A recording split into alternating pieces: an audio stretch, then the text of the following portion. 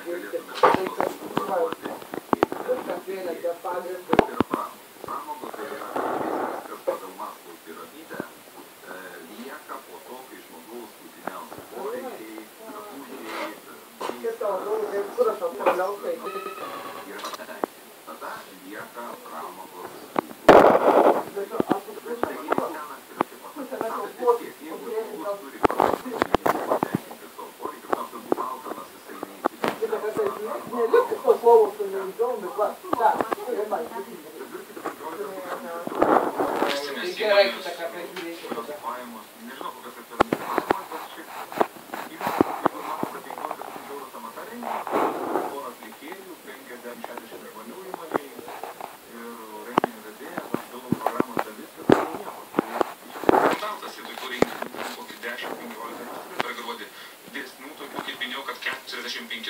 Tai mes kiekvieną turėjom. Yra mažesnė ten 18-20 tūkstančių eurų. Bet tos tokios sumos ir yra jos. Lietuvos problema nėra tai, kad trūksta pinigų apskritai. Lietuvos problema yra ta, kad tie pinigai labai netolygiai pasiskirsto. Yra tuo pat metu žmonės, kurie leidžia savo absoliučiai viską. Ne, tai pasiskirsto, tai kad čia elektroninį paštą čia turėjo? Ką? Čia elektroninį savo tą emailą.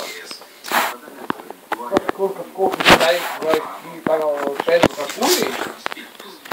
Tiek žinutės atėjo. Laimą, komą, ne kažkokia. Ir jeigu žmonės eina ir perka ir veža pilnus laivinių plūkę, tai reiškia, yra geros sąlygos kainas didinti. Kas vyksta? Lietuvoje mažmeninė prekyba išaugo. Neatsimenu, Gintarytė sukūrė. Žinutės čia kuri atėjo būtų.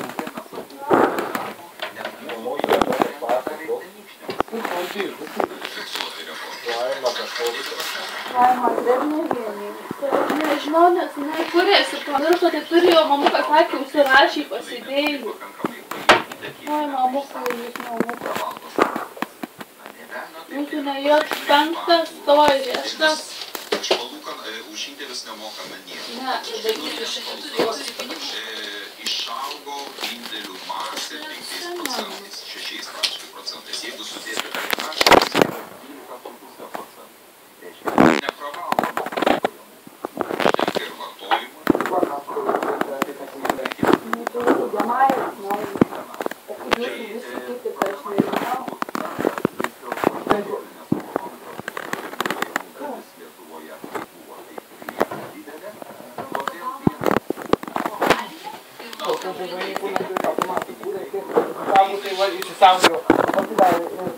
Naujas dabai. Nežinau, aš neatsimenu, man būtų. Tai palaukit, ar man reikia, žinau, kad mamukas rašus ir pameta visus. Tai kur mes? Gal nereikia?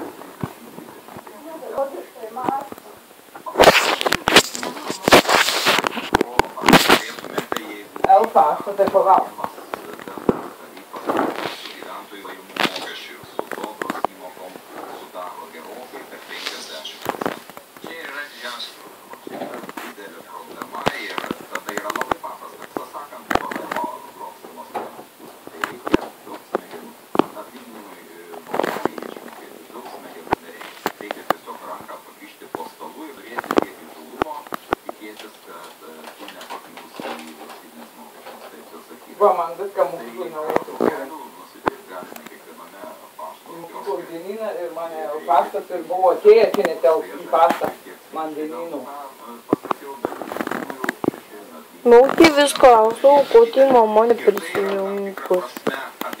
Nu, jų prisijungus, kad to jeigu tai ir bent viena iš pusių šito nenorėtų, arba būtų suinteresuota, kad to nebūtų, tai darbdavys negalėtų taip drąsiai švaistytis atlyginimais voketas, nes darbuotojas galėtų arba įsikūrę, arba pasakyti, kad aš gyventi nebenoriu, nes jeigu tu nemoki mokesčių, reiškia, tai tie gyvensi be pensijos ir be socialinių garantijų ir be kitų dalykų. Bet mūsų visa pensijų sistema yra tokia, kad darbuotojas nėra suinteresuotas, kad darbdavys jam mokėtų visą atlyginimą ir sumokėtų mokesčius, nes jo pensija nelabai priklauso nuo to, kokias įmokas jisai parys į sodrą. ten visur lygiai vat ir mes sumetam į bendrą katilą Man ir kaip turi turi kokias dienyną. didžiausias įmokas. Tai kada jį sukūrė, tam Aleksėnų, kada tas kaimas sukūrė, o tau daviau slaptažodį. Todėl darbuotojas sako, Kad tu pizdu, pastoviai, tau pasakai, tu kažkur užsirašiau, va dabar lygiai, va te užsirašiau.